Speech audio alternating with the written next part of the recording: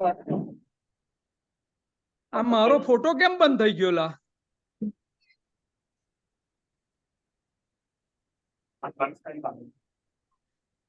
ઓ God, હું જ નથી દેખાતો. નરેશભાઈ, એવું બનવાનું શું કારણ? સર મને બિલકુલ નથી ખ્યાલ આવતો. તમે છેલ્લે જે સ્વિચીસ ઓપરેટ કરી હોય ઉપર હું ફરીથી બહાર નીકળી જઈને ફરીથી કરું. ભલે, હું બહાર નીકળી જઈને ફરીથી કરું. હા સાહેબ, સાંભળી લીધું. ભલે.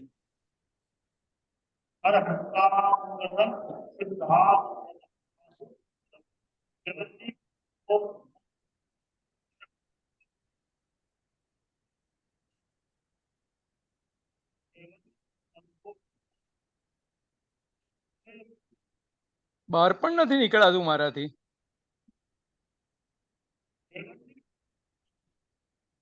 એક જ મિનિટ.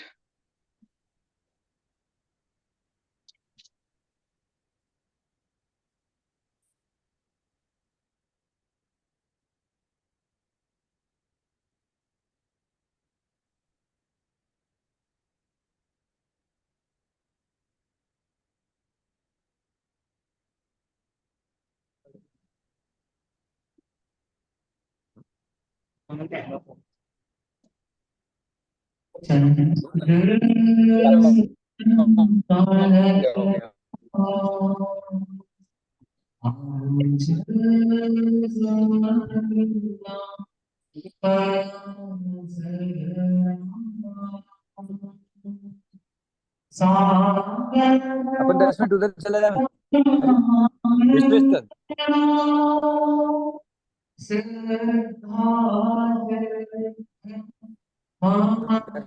उधर चला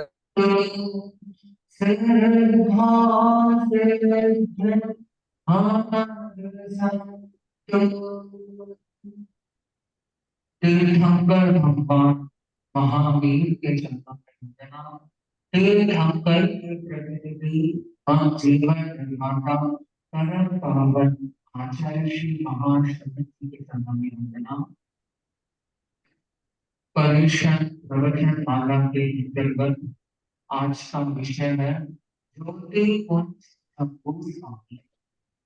ग्रंथों में दो शब्द आते हैं, राग और वैराग्य।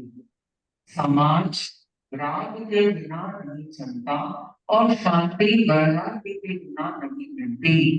जीवन चलाने के लिए राग और जीवन को शांतिमय बनाने के लिए वैराग्य की अपेक्षा होती है। कभी कभी निमित्त पाकर वैराग्य का उदय होता है। जिनके शयोक्षम प्रबल होते हैं उनमें अंतम प्रेरणा से ही वैराग्य। जम्बू कुमार जो आगे जाके ज्योति पुंज बनेंगे, अभी तो वो जम्बू कुमार है। जम्बू कुमार का शयोक्षम प्रबल था, पवित्र आत्मा थी और कम कर्म उनके शेष है। इसलिए उनके प्रबल भावना बनी कि कैसे मैं अपने आप को जान सकूं, अपने आप को देख सकूं। जम्बू स्वामी जो आगे जाके आचार्य जम्बू बने, जो भगवान महावीर के दूसरे उत्तराधिकारी के रूप में थे। उनका साधनामय जीवन अध्यात्म के समुन्नत स्तंभ का जब लगाता दीप था। युग आए और बीत गए, पर उस ज्योतिर्मय जीवन दीप की शिखा समय की पर्दों को चीरकर अकंप चलती रही और जन जन के पथ को आलोकित करती रही। इसलिए उन्हें ज्योति पुंज कहा जाता है। अब हम जम्बू स्वामी की घटना को सुनेंगे और मूल तो विषय जम्बू स्वामी का है, लेकिन इस विषय में श्रावक श्राविकाएं और जो भी जनता श्रोता हैं वो काफी चीजों को ग्रहण कर सकते हैं।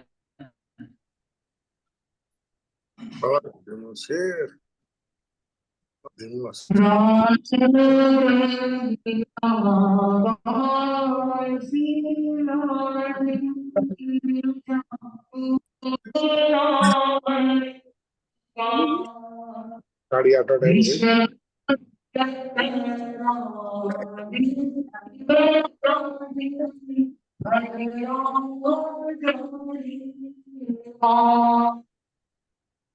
मगध की राजगृह वहां पर रहने वाला जंबू वैश्य परिवार से घटा था। श्वेत ऋषभदत्त और श्वेतांगी भारती का था। ऋषभदत्त राजमहल का एक शिष्य था। उस पर लक्ष्मी की अपार कृपा थी। गगन चुंबी अट्टालिका मणि रत्नों से जटित और स्वर्ण कणों से चमकती पीठाल दीवार ऋषभदत्त के समृद्ध जीवन की प्रतीक थी। और उधर उनकी माता भरणी जो सधर्मचारिणी महिला विनय विवेक सौजन्य आदि गुण धारिणी के जीवन के अलंकार थे। वो शिष्ट सुदक्ष और सुशिक्षित नारी थी, ऐसा ग्रंथों में आता है। तो ये जम्बू कुमार उनके बताया गया कि जम्बू वृक्ष के स्वप्न से संसूचित पुत्र पैदा, इसलिए पुत्र का नाम जम्बू कुमार। वह बचपन से ही धार्मिक प्रवृत्ति का बालक था और किशोर अवस्था में ही उनकी सगाई 8 कन्याओं के साथ कर दी गई। कुमार जम्बू के पिता विवाह की तैयारी कर रहे थे। एक तरफ विवाह की तैयारी और दूसरी तरफ देखने की क्या क्या घटनाएं घट सकती है। आगे हम बढ़ते हैं।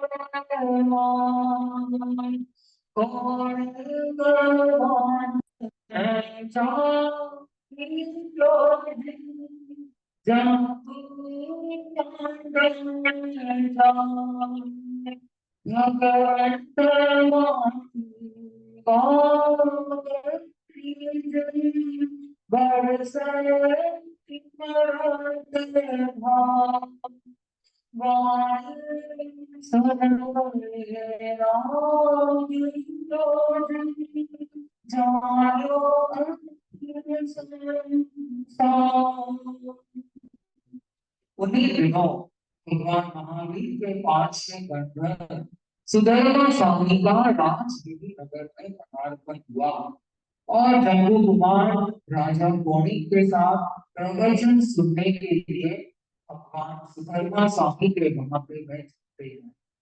उस दिन प्रवचन रखा गया था मगर के गुणशिव उद्यान में और आर्य सुदैमा स्वामी ने मानव जीवन की महत्ता को बताते हुए फरमाया, इस जीवन का एक एक क्षण अमूल्य है। निद्रा आलस्य और भोगों के जैसे खो देता है, मानो कि वो चिंता वाली रत्न को कीचड़ में फेंकने जैसी मूर्खता करता है। प्रवचन का अचूक असर हुआ क्योंकि उनके प्रवचन से मानो अमृत बरस और जम्बू कुमार विरक्त हो जाता है। जम्बू ने सुधर्मा स्वामी से निवेदन किया, भंते आपका उपदेश सुनकर मेरा इस संसार को त्यागने का मन कर रहा है। हाँ, संसार को त्यागना मतलब मुझे दीक्षा लेने की इच्छा हो रही है। सुधर्मा स्वामी ने क्या फरमाया, 100 में जिस काम में सुख हो वह कार्य शीघ्र करो। मुनि धर्म में दीक्षित होने के लिए उसका मन बेचैन हो उठा। पर दीक्षा लेनी होती है तो फिर घर वालों की आज्ञा की जरूरी होती है, माता पिता की आज्ञा की जरूरी होती है। जैन धर्म में दीक्षित होने वाला व्यक्ति आत्म सुरक्षा के लिए दीक्षा ग्रहण वर्षों सज्जित होकर मैदान में उतरता है। लोग कहते हैं दीक्षा ले रहा है, घर बार को छोड़ रहा है, लेकिन वस्तुतः दीक्षा लेना या दीक्षित होने वाला व्यक्ति सुरक्षित हो जाता है। घर से अधिक सुरक्षा उसे वहां पर प्राप्त होती है। जो व्यक्ति दीक्षा लेते हैं वह बहुत ही बड़ा काम को करते हैं और वो बड़ा साहस का परिचय वो देते हैं। क्योंकि कहा गया साधुत्व स्वीकार करने वाला हाथों के ताज को पहनता है, मोह के दांतों से लोहे के चने चबाता है, कृष्ण तलवार की धार पर नंगे पैर चलता है और महानदी के स्रोत को भुजाओं से करने का काम करता है। हमारा धर्म संघ 13 पंथ धर्म संघ, यहाँ पे दीक्षा में सबसे इम्पोर्टेंट और मौलिक बात यह है कि गुरु के चरणों में सर्वात्मना समर्पित हो जाना। हमारे धर्म संघ को समर्पण का सिद्धांत मानव की विरासत में मिला हुआ है। संघ का प्रत्येक सदस्य आचार्य के चरणों में अपना संपूर्ण समर्पण करके निश्चित हो जाता है। 13 पंथ की दीक्षा समर्पण की दीक्षा। जिस व्यक्ति ने ये समर्पण का सूत्र को समझ लिया, वस्तुतः कह सकते हैं कि उससे जीना सीख लिया। तो अब जम्मू कुमार के सामने बात कही कि अब मेरा मन में वैराग्य आ गया, लेकिन विदाउट पेरेंट्स परमिशन, माता पिता की आज्ञा के बिना दीक्षा होना संभव नहीं था। सबसे पहले गुरु की आज्ञा चाहिए, उसके बाद माता पिता की आज्ञा चाहिए। आपने यदा कदा देखा होगा दीक्षा के अवसर पर कोई परम पावन गुरुदेव दीक्षा जब देने वाले होते हैं तो उससे पहले उस दीक्षित जो वैरागी है, मुमुक्षु है, उससे पूछते हैं कि सोच लो तो दीक्षा दे। उनके माता पिता से भी, उनके परिवार वालों से किसी का आज्ञा लेते हैं। उस आज्ञा के बाद आपने देखा होगा कि लिखे पत्र भी उन माता पिता को नातियों को सौंपना पड़ता है, उसके बाद ही दीक्षा हो सकती है। अब जम्मू कुमार के मन में हुआ कि मुझे अब दीक्षा लेनी है, अब मैं क्या करूं? चिंतन जगा और अब सोचते हैं कि घर पर तो जाना ही पड़ेगा। माता पिता तो घर पे इंतजार कर रहे हैं, अब घर पे जाने में घर आया माता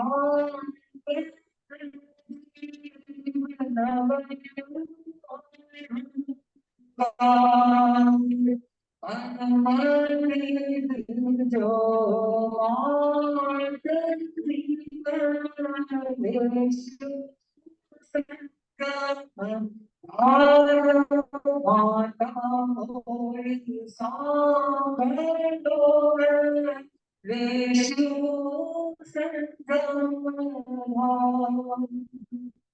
अब माता पिता को जब ये पता चला, जब वो घर आया और माता पिता से दीक्षा की आज्ञा मांगनी चाहिए, क्योंकि उसका मन इस संसार से विरक्त हो चुका था। लेकिन अब क्या करें? माता पिता के सामने भी ये बात हुई कि घर आया उससे पहले की एक बड़ी घटना घट गई। कहा गया कि व्यक्ति कोई भी बड़ा काम करता है, उससे पहले एक संकल्प लेता और वह संकल्प उसे सिद्धि की ओर ले जाता है। जम्मू कुमार ने भी ये दीक्षा का महान संकल्प लेने के बारे में चिंतन किया, महान पथ पर प्रस्थान करने का चिंतन किया और उन्होंने ब्रह्मचर्य व्रत का संकल्प लिया। सुलभना स्वामी के सामने भी कि भगवान मैं घर जाकर माता पिता की आज्ञा तो लेकर आता हूँ, लेकिन आप मुझे संकल्प करा दें कि यावत जीवन ब्रह्मचर्य की साधना करूंगा। जो वैरागी बनता है, दीक्षा लेना चाहता है, वे सबसे पहले एक दो चीजों का त्याग करता है। हमारे नौवे गुरु पूज्य गुरुदेव श्री तुलसी ने हमारे 8वें गुरु कालूगढ़ी के सामने की दीक्षा की भावना प्रस्तुत की और प्रवचन सभा में सबसे पहले खड़े होकर अचानक कहा कि गुरुदेव मुझे 2 संकल्प दिला दो। पहला संकल्प कि मैं व्यापार के लिए प्रदेश नहीं जाऊंगा और दूसरा मैं शादी नहीं करूंगा। एक संकल्प में एक ऐसा वातावरण क्रिएट कर कि उनके आगे जाके दीक्षा भी हो गई। तो ये जो संकल्प होता है, ये कार्य को सिद्धि तक ले जाने वाला होता है। जो व्यक्ति कुछ संकल्प के साथ अपने कार्यों को बढ़ाता है उसका संभव है लक्ष्य जरूर पूरा होता है। इसलिए आचार्य श्री महाशय जी फरमाते हैं, सपने कभी पूरे नहीं होते, संकल्प पूरे होते हैं। अब जम्बू कुमार संकल्पबद्ध हो गया, वह सुधर्मा को नमस्कार करके मुंशी उद्यान से बाहर गया। राजकिले के प्रवेश द्वार के पास पहुंचा। जैसे ही मुख्य द्वार के पास पहुंचा, अकस्मात द्वार का एक बड़ा हिस्सा गिर गया और वो जम्बू कुमार के बताते हैं ग्रंथों में कई बार में आकर गिरा। जम्बू कुमार कहते हैं कि बार बार बचा, अगर थोड़ा सा अंतर रहता तो जम्बू कुमार की दीक्षा और समाधि सब कुछ फिर जारी हो जाती। इस अकस्मात घटना से जम्बू कुमार का मन और अधिक संवेग से भर गया। उसने सोचा, ये भी कोई प्रेरणा मुझे मिली है, ये भी कोई निमित्त मुझे मिला है। अगर एक क्षण का भी, एक इंच का भी फासला रह जाता, अंतर रह जाता, तो मेरा पता नहीं क्या होता। वैराग्य के संवेग की प्रबलता का एक और व्यक्ति के मन में बैठ गया। आप देख रहे हैं, पहले तो गुरु के मुखार से उपदेश को सुनकर उनके मन में वैराग्य की भावना, उसके बाद ये एक दुर्घटना हम देख रहे हैं, उससे उनका वैराग्य मनो पक्का हो। शंभू कुमार इस चिंतन में लीन हो गया कि देखो, मृत्यु का तो कुछ भी नहीं पता, कब मृत्यु आ जाए। कई बार हम युवाओं को समाधि करने की प्रेरणा देते हैं, माला आगे फेरने की प्रेरणा देते हैं, तो वो कहते हैं कि महाराज हम बुढ़ापे में जाके ये सब काम करेंगे। तब उनसे हम प्रश्न पे करते हैं, तुम तो बड़े ग्रेट हो, हमें ही नहीं पता कि हमारा आयुष्य कितना है, और तुम्हें पता है कि तुम्हारा आयुष्य है इतना कि तुम्हारा बुढ़ापा भी है। मुझे तो ये भी नहीं पता कि एक क्षण बाद क्या होने वाला है। अगर हमको ये आगे का भविष्य पता होता तो आचार्य केवल अहिंसा यात्रा को लेकर संभवतः 2015 में काठमांडू नेपाल नहीं जाते, क्योंकि आप जानते हैं कितना भयानक कम वहां पर था। और बुद्ध ने उस स्थिति में भी बुद्ध वहां गिरा थे और फिर कल यात्रा करते ही भारत खड़े। तो ये हमें कल का परसों का कुछ भी नहीं पता। तो ये जम्बू कुमार के मन में क्या आया कि मृत्यु का तो कुछ पता नहीं है, कभी भी कुछ भी हो सकता है। इसलिए भगवान महावीर ने कहा, नाना गमो मुझ भस कि मौत किसी भी मार्ग से आ सकती है। एक वैभवशाली पुरुष मृत्यु के सामने अपने आप को अपराजय मानता है। वह सोचता है यदि मृत्यु पास में आएगी तो मैं अपने वंश से निर्मित भवन में जाकर बैठ जाऊंगा, जहाँ मृत्यु तो क्या हवा भी प्रवेश नहीं कर पाएगी। एक निर्बल व्यक्ति यह सोचता है कि मृत्यु पास आएगी तो मैं अपने मुंह में तिनका डाल दूंगा, मैं तुम्हारी गाय हूँ, तुम मेरी रक्षा करो। तो मृत्यु तो उसका भी चिंता नहीं करती। जैसे ही एक व्यक्ति का आयुष्य आता है, उसे इस संसार से जाना। तो यहाँ पे कहने की बात है कि मृत्यु को टाला नहीं जा सकता।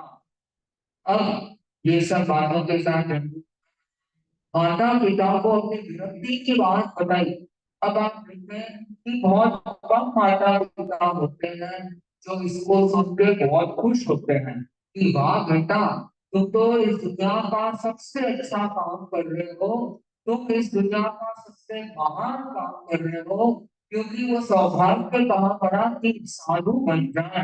कितने लोग इस गृहस्थी में रहते हैं, साधु तो कितने बन पाते। ये तो पूर्व जन्म के संस्कार होते हैं, गुरुओं की चारित्र आत्माओं की प्रेरणा होती है, कुछ निमित्त भी होते हैं कि वैराग्य की भावना होती है। पर यहाँ जम्मू कुमार के केस में वही हुआ जो ज्यादातर केसों में होता है। घर पर आया, माता पिता से कहा कि भैया भिक्षा लेने की इच्छा है। मुनि बनने की बात सुनते ही माँ एकदम मूर्छा जैसी स्थिति में आ गई। हमें बताया गया है कि जब ये हॉस्पिटलों में डॉक्टर ऑपरेशन करते हैं तब पहले कोई एनेस्थेसिया का प्रयोग किया जाता है, उससे आपका शरीर शून्य हो जाता है, जिससे संभवतः आपको पीड़ा नहीं होती। तो ऐसा लगा कि जम्बू कुमार के शब्दों ने एनेस्थेसिया का प्रयोग कर दिया और मां कुछ क्षण के लिए स्तब्ध रह गई, मौन रह गई, आवाज रुक गई। वो भाव विहर स्वर में बोलने लग गई, बेटा ये तुम क्या बात कर रहे हो, तुम साधु बनने की बात कर रहे हो। और पिता का मुंह दान हो गया। अब आगे चलते चलते बात सही और फिर उन्होंने माता पिता ने अपने ममता के पास से बांटना चाहा, पर कुमार उस पाश को तोड़ चुका था। वह साधु जीवन की कठिनाइयों को सुनकर ही भयभीत नहीं हुआ। माता पिता ने बहुत कुछ बातें बताई, लेकिन सभी प्रयत्नों के बाद भी जम्बू कुमार का वैराग्य नहीं डोला, मजबूत बने रहे। फिर आखिर में माता पिता ने कहा, जम्बू तुम्हें पता है आठ आठ कन्याओं के साथ तुम्हारा संबंध निश्चित हमने कर दिया है। ये तो प्राचीन काल की बात है। प्राचीन युग में सगाई संबंध होता तो लड़के लड़कियों को पूछने की जरूरत नहीं। माता पिता उपयुक्त समझते वैसा निर्णय करते थे, जो उन्हें ठीक लगता अपने बेटे डिसाइड करते थे। पर संभव है आजकल की जनरेशन के बच्चे अपने माता पिता को ज्यादा श्रम नहीं देना चाहते, इसलिए वे खुद ही अपनी पसंद लाके अपने माता पिता के सामने खड़ा कर देते हैं कि हमें भविष्य में इससे शादी करनी है।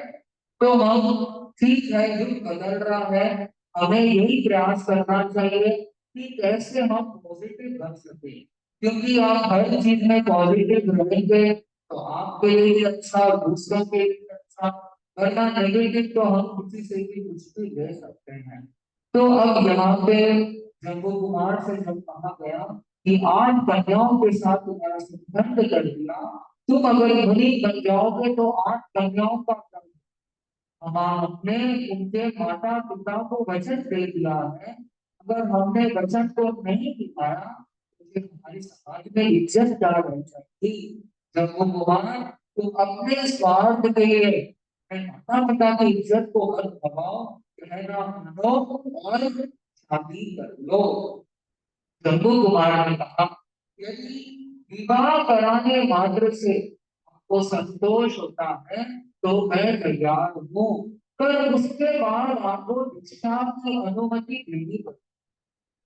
आप देखें कि कितना उत्कृष्ट ठहराते हैं ऋषभ और दोनों ने संभव ने चिंतन किया कि ये दीक्षा की बात करता है शादी के बाद, ये कैसे पॉसिबल हो सकता है। लेकिन दोनों ने चिंतन किया कि देखो अभी शादी हुई नहीं है, इसलिए सब बातें कर रहा है, शादी के बाद कहें कि क्या होगा, इसकी क्या इच्छा है तब देखेंगे। अभी तो ठीक है, तुम्हारी जैसी इच्छा ठीक है कर दो, मैं अभी तो शादी करनी पड़ेगी। बताते हैं कि उस समय जम्बू की आयु थी मात्र 16 वर्ष की। अब कुमार की स्वीकृति पाकर माता पिता ने निकट मुहूर्त में विवाह का दिन निश्चित कर दिया। इधर जम्बू ने 8 व्यक्तियों के माध्यम से 8 कन्याओं और उनके अभिभावकों को सूचित कर दिया कि विवाह के दूसरे दिन प्रातः काल मैं साधु बन जाऊंगा। क्यों बताया, ताकि आगे जाके इसके ऊपर इल्जाम नहीं लगे कि हमारे साथ धोखा हुआ। तो जम्बू कुमार ने पहले व्यवस्था कर दी कि देखो मैं शादी कर रहा हूँ, माता पिता की वही आप, लेकिन शादी के दूसरे दिन मैं दीक्षा दे दूंगा। तो आप जो मेरे होने वाले सास ससुर हैं चिंतन कर रहे हैं कि अपनी बेटी को उसको देना है या फिर उनकी कोई और व्यवस्था कर। अब उस जमाने में कि कोई व्हाट्सएप तो था नहीं, कोई मोबाइल फोन तो थे नहीं कि वो मैसेज 1 सेकंड में भेज दिया और वो सब रिप्लाई नहीं करा। उस समय तो वह था कि जो भी भेजे जाते होंगे। अब ये न्यूज कन्याओं को उनके माता पिता को मिलती है लेकिन वे सब के सब आश्चर्य की बात आप देखें कि सबने यही बात कही। कन्याओं ने जम्बू कुमार को देख के कहा कि हम तो शादी जम्बू कुमार से भी करेंगे, और ये संयोग देने की बात करते हैं, ठीक है। जब तक हम घर नहीं पहुंचते, जब तक ये संयोग की बात कर रहे हैं, एक बार शादी होने दो, फिर हम देखते हैं कि ये कैसे शादी की बात, कैसे दीक्षा की बात करें। अन्यथा जैसी हमारी गति वैसी उनकी गति हो सके। अब निश्चित चिट्ठी का शुभ मुहूर्त में धूमधाम के साथ जम्बू कुमार का विवाह हो गया। उस जमाने में बड़े बड़े बैंक्वेट हॉल से नहीं थे।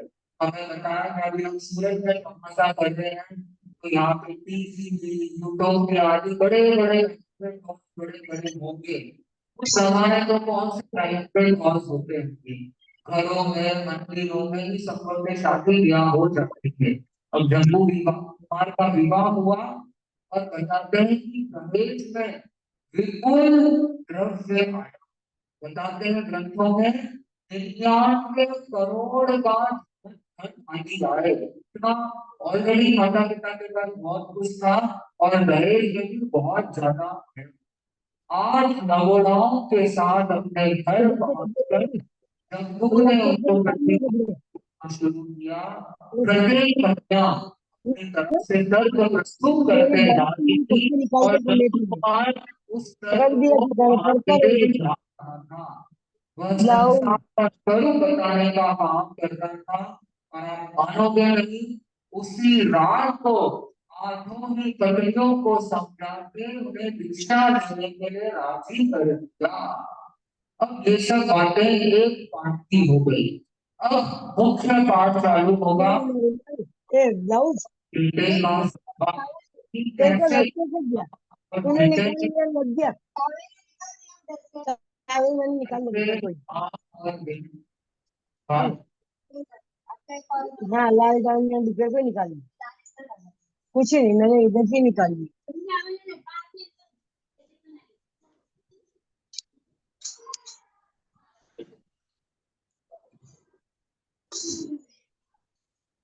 आवाज क्यों बंद रहेगी? हैं आवाज बंद रहेगी?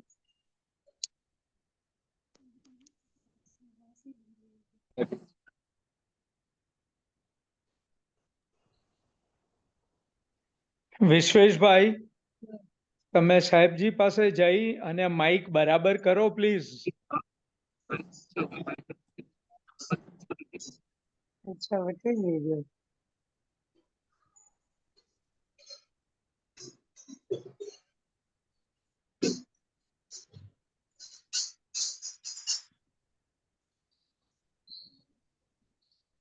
वो बटा को समोसे रण को दिया सूरत को, हाँ ऊपर ये सब लगा मिल गया है, ये सब मंदिर में लगा हुआ है। ये पाचा वो पांचवा पोर्शन है, 3 महावीर स्वामी का फोटो नहीं है। નરેશભાઈ, બીજા બધાને મ્યુટ કરો પ્લીઝ. બધા જ મ્યુટ છે, પોતા જાતે જ શરૂ કરી દેશે તો શું કરવું? ફરીથી કરી દો, એમને સૂચના આપો. કોઈ મ્યુટ અનમ્યુટ નહીં કરતા પ્લીઝ.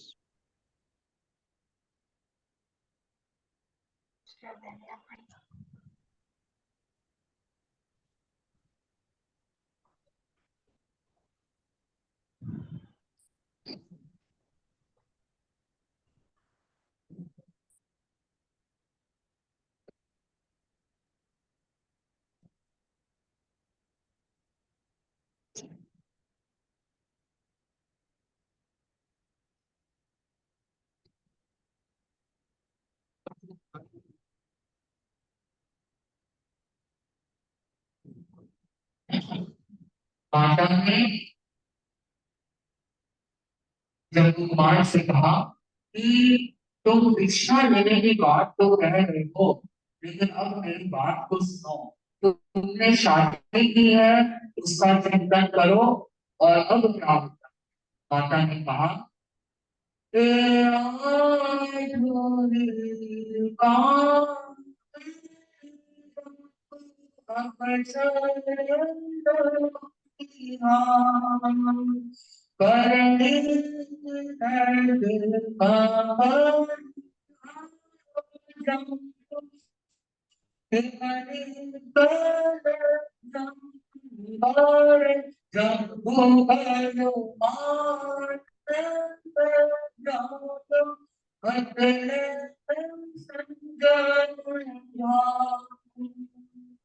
जम्बू, ये तेरी 8 पत्नियां अप्सराओं से ही घड़कर एक रानी से ते रूप है और एक रानियों के समान इनका रूप बताया है। तो तुम शादी करने की बात कर रहे, दीक्षा लेने की बात कर रहे हो। देखो, प्राचीन काल में स्मृति काल में शपथ दिलाई जाती, तो तुम पानी ग्रहण कर रहे हो। जिसके साथ पानी ग्रहण होता है उसे आजीवन निभाना होता है। जैसे कोई साधु महाव्रत स्वीकार करता है अथवा श्रावक की अनुव्रतों को स्वीकार करता है, तो यावत जीवन के लिए करता है। यावत जीवन का संकल्प बड़ा, कोई एक दो दिन के लिए साधु बनने की बात नहीं होती, यावत जीवन के लिए साधु बनने की बात होती है। तो आजीवन तुमने इससे शादी की है, अब तुम इन 8 कन्याओं को छोड़ने की बात कर रहे हो, तुम इसे रिश्ता तोड़ के जाने की बात कर रहे हो, ये बिल्कुल भी सही नहीं है। तुम अपने संकल्प को दिखाने का प्रयास करो। मां ने हमें कहा, "ए आत्मनिर्भरता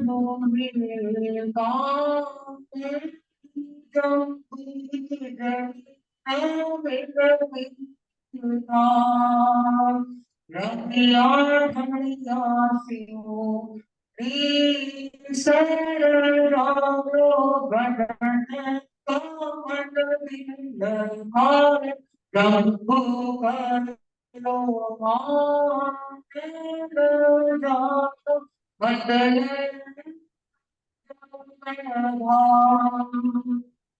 बेटा, मुझे बताओ कि इनका क्या होगा। एक पंक्ति पूरी की पूरी खड़ी है 8 स्त्रियों से। ये तुम तो दीक्षा नहीं लोगे, ये तुम्हारे पीछे क्या करेगी, ये उदास हो जाएगी, ये विरक्त हो जाएगी, ये गण ठनते रहने वाली अप्सरा मुरझा जाएगी, इनके कमल फूल जैसे कोमल खूबसूरत चेहरे मुरझा जाएंगे। शंभू, तुम थोड़ा चिंतन करो कि ये तुम क्या कर रहे हो, ये अपना दिन कैसे बिताएगी।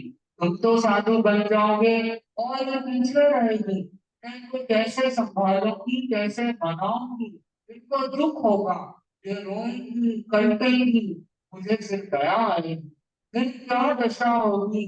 क्या तुम साधु बनने की बात करते हो, साधु बनने का बात कर रहे हो, और क्या तुम ये हिंसा नहीं कर रहे, क्योंकि जैन धर्म में 3 प्रकार की हिंसा बुलाई गई।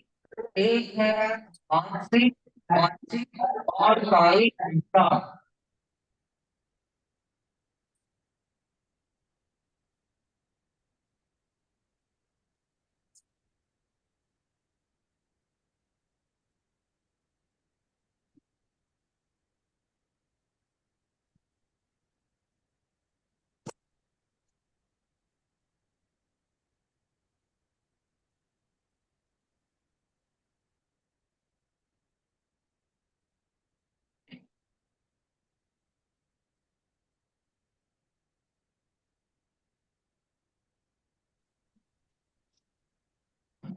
जैन धर्म 3 प्रकार की हिंसाओं के बारे में कहता है कि बाकी धर्म कभी वाचिक हिंसा, कायिक हिंसा की बात नहीं करते हैं।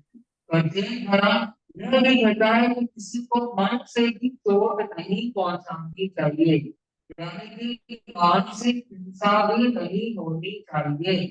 तो तुम ये दिशा देने की बात कह तो रहे हो, लेकिन तुम चिंतन करो थोड़ा सा कि तुम दिशा ले लोगे तो इसका मन कितना दिखेगा, और फिर तुम क्या हिंसा नहीं कर रहे। अब ये बात सुनकर नंदू कुमार ने कहा, "मदीना कोई तेरी माता में था मत भरपूर, रूपरमणि स्यो राजनाई, नहीं होंगे दूर माता मोरी सांभे लो जननी बेसो। माता जिसके मति बुद्धिहीन खराब हो जाती है, वे मिथ्या गलती सोचते हैं, वे रूप रंग में पड़े रहते हैं और उनकी दुर्गति होना निश्चित होती है। भगवान महावीर ने कहा, जहाँ से पाप फलाना परिणामो न सुंदरो, एवं उत्तान भोगान परिणामो न सुंदरो। पाप का फल होता है, वो बड़ा मीठा होता है, दिखने में बड़ा सुंदर होता है, और बताते हैं कि रंग भी उसका लाल लाल होता है। पाप यानी कि कुचेले का फल, कुचेला भी जो है, और उसका फल भी विष है। ये जो पाप का फल है, वह देखने और खाने में तो अच्छा लगता है, परिणाम में अच्छा नहीं। कोई व्यक्ति पाप फल को सुंदर मानकर, मीठा जानकर दलदल आंखों से देखता है, लेकिन वह जब उसका सेवन करता है तो उसका परिणाम आता है मृत्यु। यानी कि वो जो फल है, उसको खाने से एक व्यक्ति की मृत्यु हो जाती है। तो इसी प्रकार एक मुक्त भोग का परिणाम भी सुंदर नहीं होता था।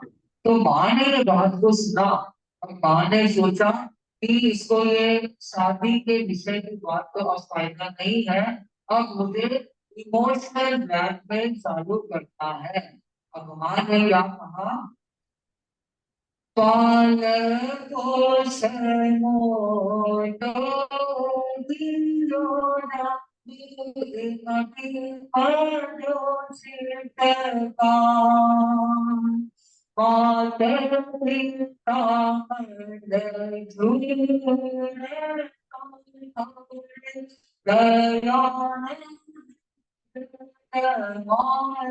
जम्बू कयो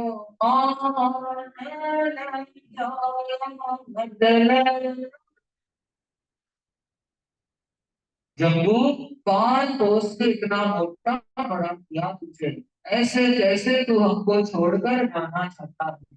तेरे जाने के बाद माँ बाप का क्या होगा, हम उदास हो जाएंगे। क्या तेरे में बिल्कुल भी करुणा की भावना नहीं है कि तू तो चले जाएगा, तेरे माता पिता का पीछे क्या होगा।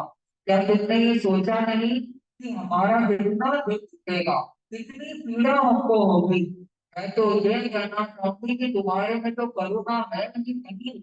अगर करुणा होती तो माता पिता के बारे में चिंतन करते।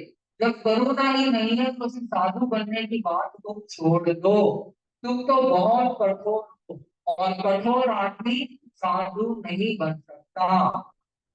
सामाजिक संस्कृति या हिंदू फिलॉसफी में कहा जाता है, मातृदेवो भव पितृदेवो भव, कि माता पिता की पूजा करो, उनका ऋण चुकाओ, फिर जो तुम चाहोगे वह हो जाएगा। तो माता ने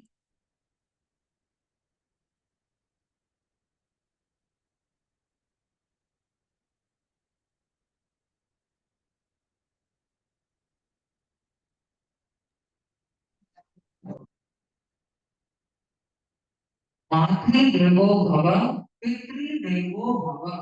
तो यहाँ पे हिंदी फिलोसफी के हिसाब से बताया गया कि माता का ऋण चुकाओ, पिता का ऋण चुकाओ। जम्बू, हमने तुम्हें पाला है, हमने तुम्हें पोसा है, तुम्हें संरक्षण दिया है हमने। क्या हमने इसलिए दिया कि आगे जाके तुम हमको छोड़कर चले जाओगे। अब माता रोते रोते जो कुमार को सारी घटना सुना रही है। अब जम्बू माता से क्या कहता है, एक लोटो पानी पिलो माता, मोलेंद्र पापनमति, सगलारी दया पापले चित्तर विवेक माता मोर, सांभर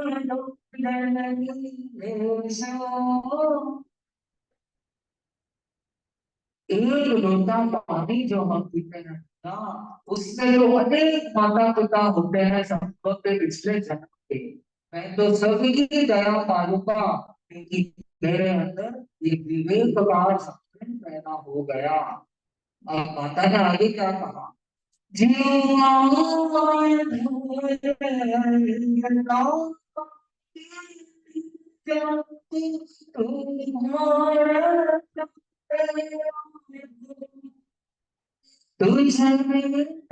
तुम्हारा जब सुनो जाए जननी जीता बराबर जब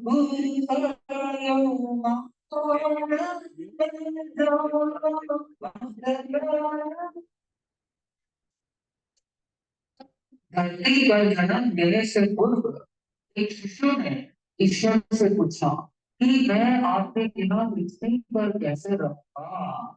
ईश्वर ने उसे कहा कि मैं तुम्हें अपने देवदूत के पास नियुक्त कर देता हूँ, वह तुम्हारी पृथ्वी पर प्रतीक्षा करता है और वो तुम्हारी पृथ्वी पर देखभाल भी करेगा। बच्चे ने दूसरा प्रश्न किया, पिता बताएं कि आपके साथ बात करने के लिए मुझे फिर क्या करना होगा। तब ईश्वर ने कहा, यह आश्वासन इस बच्चे को दिया कि तेरा देवदूत मैं हाथ पकड़कर हाथ जोड़कर प्रार्थना करना सिखाएगा, तब तुम मुझसे बात कर सकोगे। स्वर्ग से विदा होने से कुछ क्षण पूर्व बालक ने अंतिम प्रश्न उस भगवान से किया, भगवान मैं जान पिता उस देवदूत का नाम तो बता दीजिए। तब स्मित मुस्कान के साथ ईश्वर ने कहा, बस वसुधा स्थल में तुम उसे मां कहकर पुकारोगे। संभव है ईश्वर सर्वत्र साथ नहीं रह सकता, इसलिए उसने पृथ्वी वासों के लिए मां को बनाया।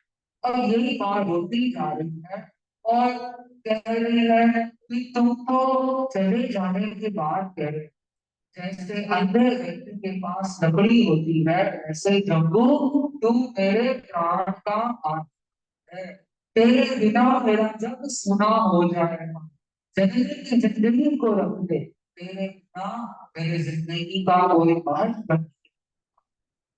अब जम्बू आप देखें कि एक तरफ माँ इमोशंस के साथ जम्बू को समझाने का प्रयास कर रही है, इधर जम्बू नए नए तत्वों को ढूंढ कर खोज कर तर्क प्रस्तुत अपनी माँ को कर रहा है।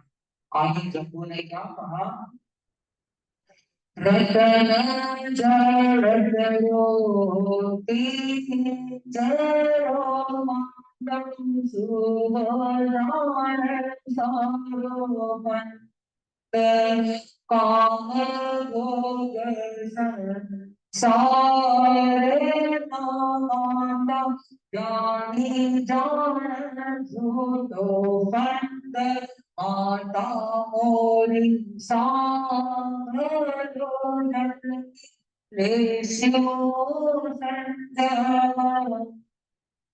पिंजरा तो पिंजरा भी होता है, चाहे लोहे का पिंजरा हो या फिर सोने का पिंजरा हो। एक तोता होता है, उसे राजमहल में सोने के पिंजरे में रखा जाता और स्वयं राजा खुद उसकी देखभाल करता है, अपने हाथ से खिलाता है, अपने हाथ से खिलाता है। फिर भी वो तोता उस पिंजरे में रहना पसंद नहीं करता, क्योंकि वो कैद है, उसके लिए वो जेल है, उसे इस पिंजरे को छोड़कर हवा में उड़ने की इच्छा होती है। तब पिंजरे की बात यही है कि भैया मैं भी इस शरीर रूपी पिंजरे में अब रहना नहीं चाहता। ये एक ऐसा विचित्र पिंजरा है जिसके 9 द्वार खुले हैं। उस पिंजरे में यह अजीब रह रहा है, इस पिंजरे में रहना मुझे पसंद नहीं, मैं इस बंधन को तोड़ना चाहता हूँ। हमारे पास 5 इंद्रियां हैं। आजकल की साइंस भी मानती है कि 5 सेंस ऑर्गन्स होते हैं, तो इसमें से 2 तो कामी होती है और 3 भोगी होती है। श्रोत्रेंद्रिय और चक्षुरेंद्रिय इन्हें काफी बताया गया। ज्ञानेंद्रिय, रसनेंद्रिय और स्पर्श इंद्रिय भोगी होती है। ये जो संसार के काम भोग है, ज्ञानी जानता है भैया ये झूठा फंदन होता है, इसलिए मुझे मत रोको। कोई आनी जानी नहीं है, ये सब संसार के रिश्ते नातों में है। अब माँ ने सोचा कि शादी की बात कर रही कोई फायदा नहीं हुआ, मेरी ममता की बात कर रही तो फायदा नहीं हुआ। अब जम्बू कुमार को साधु मन के कष्टों के बारे में बताना चाहिए, अब तो ये जरूर सुधर जाएगा। अब माता ने क्या कहा, पंच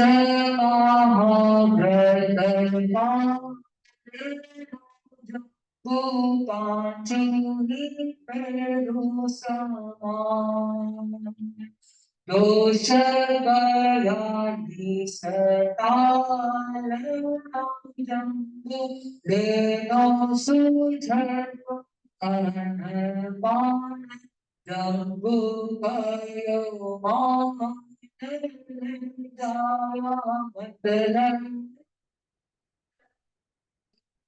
जिस व्रत का पालन मन वचन और काया से कार्य और अनुमति वर्जन के साथ होता है वो महाव्रत कहलाता है।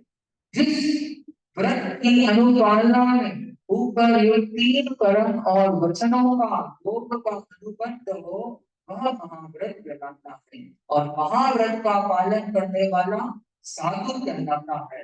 जम्बू कुमार 5 महाव्रतों को पालन करना आसान नहीं है।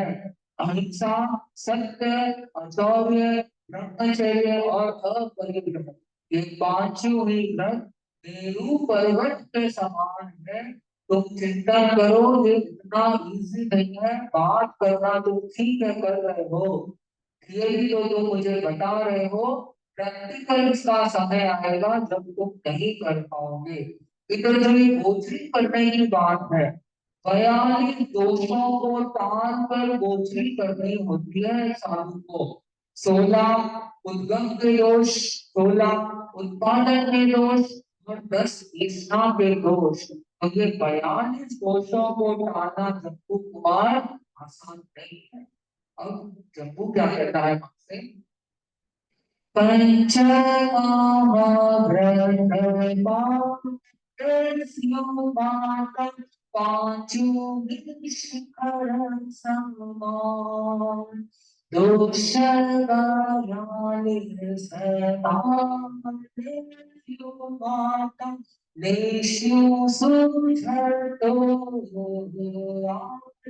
माता मोरी सांप्रलोदन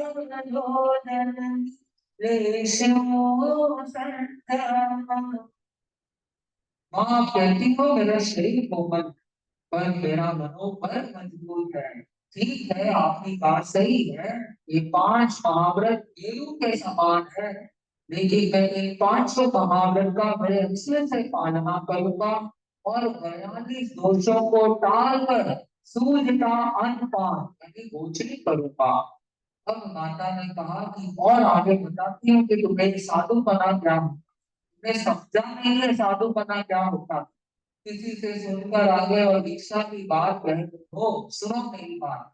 अब लगता है माता थोड़ी सी कठोर हो गई, पहले तो थोड़ी इमोशनल थी, अब क्योंकि आखिर में एक व्यक्ति में कितना धैर्य था, अब माँ अपने असली माँ के रूप में आती है और जम्बू कुमार को तीव्र स्वर में कहती है, संजय मार्ग दो जम्बू चालो नदी किनारे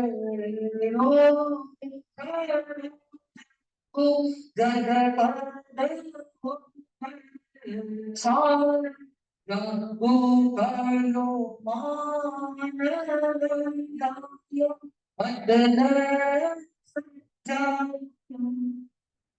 जम्बू ये संयम का मार्ग कंटीला है, लोहे के चने के समान है, जान प्रसाद में तुम सुकोमल मखमल शैया पे सोते हो, साधु को तो इस धरती पर सोना होता है। तुम बताओ, तुम भोजन करते हो तो सुंदर सुंदर सोने चांदी के बर्तन में मैं तुम्हें भोजन परोसती हूँ, और साधु बनने के बाद तुम्हें तो ये सोने चांदी के बर्तन नहीं मिलेंगे, वहां पे कांच की पाटलियां मिलेंगी, और उस कांच की पाटलियों में भोजन करना आसान नहीं होता। जब चिंतन करो, ये कोई आसान नहीं है। और तुम ये जो कह रहे हो साधु बनने की बात, ये साधु बनना तुमने कष्टों को समझ क्या रखा है? ये साधु बना देना तुमने ऐसा समझा है कि कोई तुम वहां पे तुम्हारे नानी माँ का घर है, तुम्हारा हथियार नहीं है साधु बना देना, कि वहां पर तुम जाओगे और भाई रोटी का भोजन तुम्हें मिलेगा। प्राचीन काल के समय में ये भगवान के साथ दही रोटी का संबंध चलता, कि नानी के घर जाना और दही रोटी खाना। पर आजकल तो नानियां भी मॉडर्न हो गई, कौन सी नानी के घर में दोस्ता दोस्ती को ये दही रोटी का भोजन कराना चाहता होगा। आजकल तो नानियां भी चाइनीज, जापानीज, मैक्सिकन, इटालियन कितने खाने बनाने लग गई हैं। क्यों? ताकि रोजगार रोटी अपनी माँ को देकर थोड़ा ज्ञान में टिक जाए, वरना नानी भी क्या करे। तो माँ यही कहती कि जम्मू ये नानी का घर नहीं है, चिंतन करो। और तुम ये कह रहे हो, एक काम करो, ये सब बातें छोड़ो, एक बार साधु का लोच होते हुए देख लो। एक बार देख लोगे तो तुम निश्चित ही दीक्षा की बात को छोड़ दोगे। एक काम करो, तुम अभी 2 बार तोड़ के देखो, दर्द होगा, पता चलेगा, दीक्षा की बात को छोड़ दोगे। और यहाँ पे जब भी तुम्हें भूख लगती है, मैं तुम्हें खाना परोस देती हूँ, वहां पे एक बार ही भोजन मिलेगा। पुराने जमाने में एक वंटम जब वर्णम का सूत्र चलता था, साधु एक बार ही भोजन करते। तुम्हें पता है, साधु को एक दो नहीं, पूरे 22 परीक्षाओं को सहन करना पड़ता है। क्या तुम्हारे अंदर हिम्मत है 22 परीक्षाओं को सहन करने की? अभी कुछ दिन पहले तुम्हें बुखार हो गई तो तुम दिन भर पड़े रहे। साधु बनने के बाद यूं पड़े रहने से काम नहीं चलेगा, वहां पे तो अपनी चर्या को निभाना पड़ेगा, सब कुछ करना ही पड़ेगा। और वहां पे मैं नहीं आऊंगी तो मैं तुम्हारे सिर पे हाथ नहीं रख पाऊंगी, क्योंकि फिर तुम साधु बन जाओगे तो मैं तुमको स्पर्श भी नहीं कर पाऊंगी। चिंता कर लेना तुम थोड़ा सा। अब जम्बू कुमार थोड़ा चिंतन में चला है। अब माता सोचती है, अब मैंने अच्छा काम किया है, अब लग रहा है जम्बू कुमार की भावना बदल रही है। तो जम्बू कुमार कुछ तर्क प्रस्तुत करे, उससे पहले पहले माँ ने एक और सूत्र कह दिया।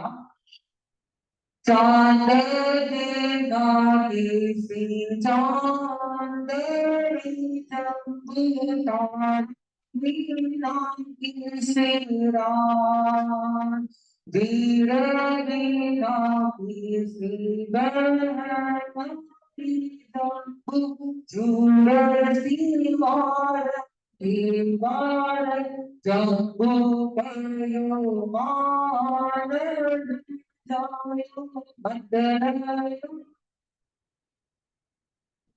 जम्बू चांद के बिना चांदनी अच्छी नहीं लगती, तारे के बिना रात अच्छी नहीं लगती, वैसे भाई के बिना बहन भी अच्छी नहीं लगती। तुम्हारे व्रत त्योहार आएंगे, रक्षाबंधन आएगी, ये तुम्हारी बहनें किसको राखी बांधेगी? ये रोएगी, चिल्लाएगी, भैया भैया। फिर मैं किस किस को समझाते रहूंगी? क्या मेरा एक ही काम रह गया? तुम चिंतन करो, कम से कम मेरे बारे में नहीं, अपनी छोटी छोटी बहनों के बारे में तो चिंतन करो। अब जम्बू कुमार अभी भी चिंतन में लगा हुआ है। अब मां निश्चित हो जाती है कि मैं पास होने वाली हूँ, और जम्बू कुमार हारने वाले। जम्बू कुमार कुछ कहे उससे पहले माता ने फिर से एक बात कह दी कि कब बिना मंदिर पुत्र बिना परिवार,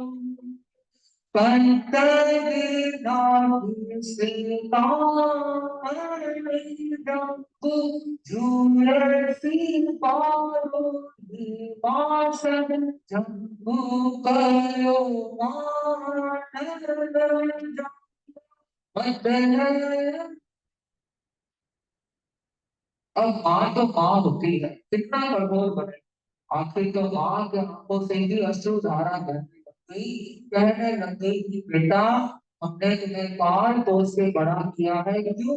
ताकि तुम हमारे बुढ़ापे में जाके सपोर्ट बनोगे, और तुम्हारी पत्नियां जो तुम्हारे बारे में कितना चिंता कर रही होगी, तुम तो किसी की नहीं सोच रहे, तुम तो सिर्फ अपने स्वार्थ के बारे में सोच रहे हो कि मुझे मोक्ष जाना है।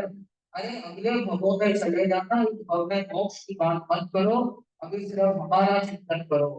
यूं कह रही थी कि जम्बू कुमार अख्तर के साथ मौजूद होता है और कहता है, माता पिता मेलो माता जीवो अनंतिवाल तारण समर्थ को नहीं माता पुत्र पिता परिवार माता मोरी सांभलो जननी लेशो। भैया, माता पिता के मिले तो अनंत जन्मों से मिल रहे हैं, अनंत जन्मों से मुझे आप मिले हैं कोई ना कोई रूप में। अब तो मुझे गुरु पास आया है, गुरु का सानिध्य मिला है, क्योंकि तारने वाले तो गुरु ही है। वो ही अब मेरी इस नैया को इस संसार रूपी समुद्र से पार लगाएंगे। मुझे दीक्षा की बात का आप ना मत करो, फालतू में अंतराय करम आप मुझे मत दो। आगे जब वो कहता है, मोहम्मद करमारा मोहम्मद जी माता मोहर दीना बनेगा हालर लोडर पाए करो माता कर जो जिन जीरो धर्म माता मोरी सांभलो जननी लेशो। महामोह विडंबन हेमा, मोह के कारण ये सब कुछ चलता है। कौन समस्या है? मोह ही है। सारा संसार किस आधार पर चलता है माँ? इस मोह के वजह से चलता है। मोह ने कर्म टूटता नहीं है, मोक्ष की प्राप्ति होती नहीं है। माँ, आप चिंतन करो, इस मोह को तोड़ने का प्रयास करो। आप तो धार्मिक साधिका हो, ये रोने धोने से और कर्मों का बंधन कर रही हो। इससे अच्छा है आप दिनेश्वर प्रभु की स्तुति करो ताकि कर्म कर सके। अब माता ने कहा, मन में चिंतन आया, इतनी देर से प्लान बनाया हुआ था, सब फेल हो गया। और बाकी घूम फिर के हमारी पत्नियों के पास माता लेके आती है और कहती है, ए और ढोली मामा जब सुख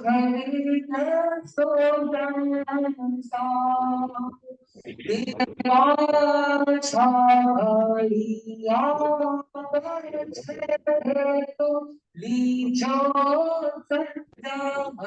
भाल आम जंतु करो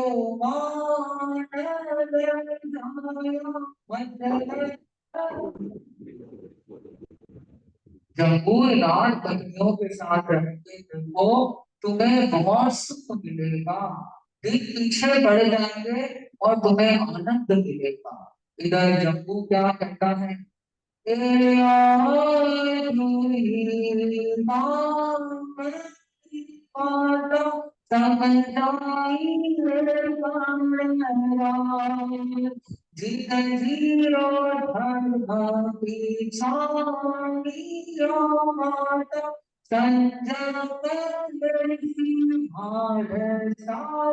माता मोरी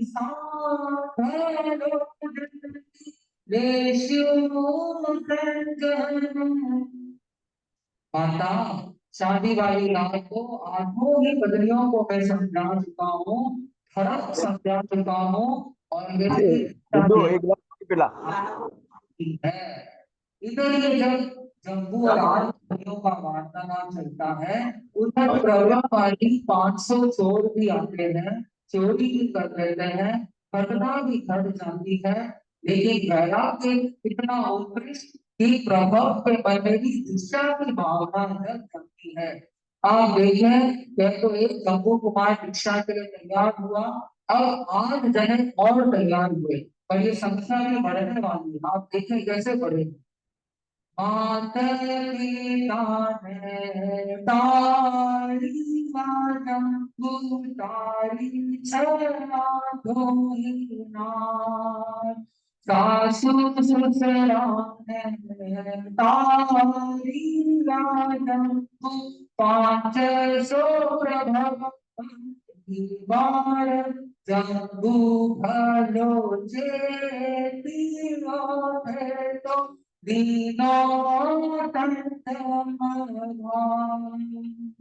अब जम्बू दीक्षा के लिए तैयार है, 8 पत्नियां भी तैयार, इस सब को देखकर उनके माता पिता भी तैयार। कितने हो गए? 11। अब ये समाचार जम्बू के सास ससुर को भी मिलता है। उनके मन में आया कि देखो ये इतने युवा होकर दीक्षा का सोच रहे हैं, हमारे सर पे इतने सफेद बाल आ गए, हमने अभी तक दीक्षा का नहीं सोचा। 16 सास ससुर, 8 सास और ससुर भी दीक्षा के लिए तैयार हो जाते हैं। इधर प्रभाव ने जब ये सब घटनाएं देखी तो प्रभाववादी 500 चोर भी दीक्षा के लिए तैयार हो जाते हैं। तो इस प्रकार 527 जने दीक्षा लेने के लिए तैयार हो जाते हैं। क्या तो एक ही दीक्षा हो रही थी, क्या 527 जने एक साथ सुधर्म स्वामी के पास दीक्षा लेने वाले हैं। 527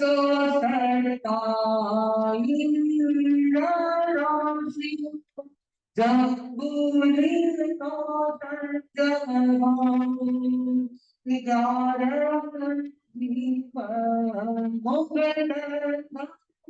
साधु बाकी स्वर्ग जम्बू भलो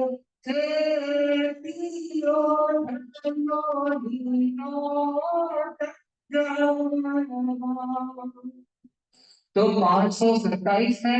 11 उन्होंने दीक्षा की, ब्रह्मा स्वामी के पास जाके 11 फिर उन्होंने साधना की, 11 जीव मोक्ष को पधारे और बाकी जीव स्वर्ग को पधारे। तो इस प्रकार हमने जम्बू स्वामी की घटना देखी। आप चिंतन करें कि जम्बू स्वामी ने 16 वर्ष की उम्र में ये फर्क समझ लिया, जिससे हृदय में इतनी गहरी आसक्ति प्रकट हो गई कि विवाह की फिसलन पट्टी पर जाके भी वो फिसले नहीं। उनकी विरक्ति गर्म तवे पर पानी के छींटे जैसे नहीं थी कि सेकंडों में जलकर राख हो जाए। उनकी अनासक्ति दावानल पर उत्ताल वर्त मेघ के बरसने जैसी थी, जिसे अथाह धन राशि और देवों को सौंपने भी नहीं दिया था। उन्होंने असली ज्ञान पाया, असली वैराग्य पाया, सुमेर जैसा अडोल अकम्प संकल्प था, जिसके आगे संसार की राम ब्राह्मणियां हार गई, वह जीत गए और अनंत ज्ञानी बन गए। इस युग में जम्बू स्वामी अंतिम केवली और अंतिम मोक्षगामी बने। तो यहाँ जम्बू स्वामी की कथा कहने की मूल प्रेरणा यही देना चाहता था कि आप सभी इस संसार रूपी तट पर आके खड़े हैं। आप इस संसार रूपी समुद्र को पार पहुंचाने का मार्ग के बारे में चिंतन करें, क्योंकि ये सोने का समय नहीं है, ये जगने की बेला है। अब नहीं जगे तो कब जगेंगे, क्योंकि ये दुर्लभ मनुष्य जना मिला है, ये बार बार नहीं मिला है। इसलिए अब ये जीवों, इस चीज को सुनो, समझो।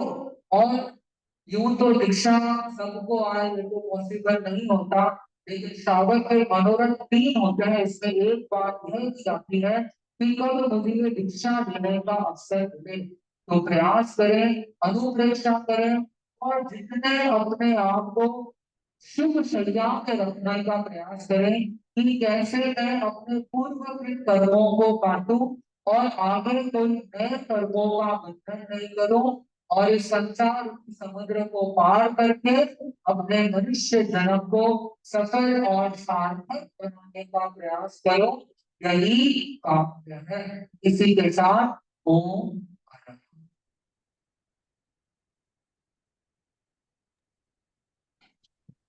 चरकारी मंगलम, अरहंता मंगलम, सिद्धा मंगलम, साहु मंगलम, केवली कन्नडो धम्मो मंगलम, अद्भुत। चरकारी योगोत्तमा, अरहंता योगोत्तमा, योगोत्तमा, साहु योगोत्तमा, केवली कन्नडो धम्मो योगोत्तमो, चरकारी शरणम कवचामि, अरहंते शरणम कवचामि, सिद्धे शरणं कवचामि, साहु शरणं कवचामि, केवली कन्नडं धम्मं शरणं कवचामि।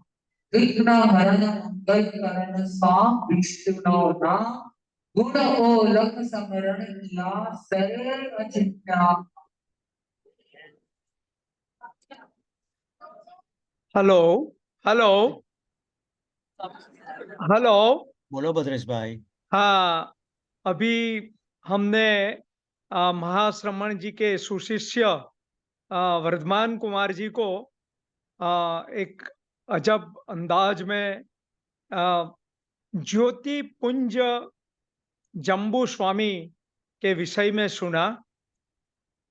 महाश्रमण जी आज सूरत में है, यहाँ पे उनका ये ऋतु यानी वर्षा वास है यहाँ पे सूरत में, और 4 महीने तक सूरत में वो स्थिर है। तब तक हमें ऐसे महान विश्व वंदनीय व्यक्ति का लाभ लेना चाहिए। और उन्होंने जो वेशु रोड, वीआईपी रोड से भगवान महावीर यूनिवर्सिटी जाने के रास्ते पे जो पंडाल और जो साम्राज्य उनके अनुयायियों ने बनाया है, वो गजबनाक है, देखने लायक है। करीबन 10 पंडालों के बीच में 4-5 हजार आवास की टेम्पररी लेकिन सुपर्ब आवास की व्यवस्था की गई है। और ये कुछ मानने में ही नहीं आया कि अंदर भी आपको रिक्शा के बिना, वहां उन लोगों की इलेक्ट्रिक रिक्शा है, उनके बिना आप घूम नहीं सकते। करीबन और 25-50 जितने विभागे हैं, कितने वहां पे पंडाल है, विभागे है, डाइनिंग रूम्स है और शॉपिंग सेंटर सुद्धा है वहां पे। ऐसी भव्य समवर्षण नगरी या तो महाश्रमण जी की नगरी बनाई गई है, वो हमें जरूर देखनी चाहिए। हमारा सद्भाग्य है कि हम ऐसे अद्भुत विश्व मानव महाश्रमण जी,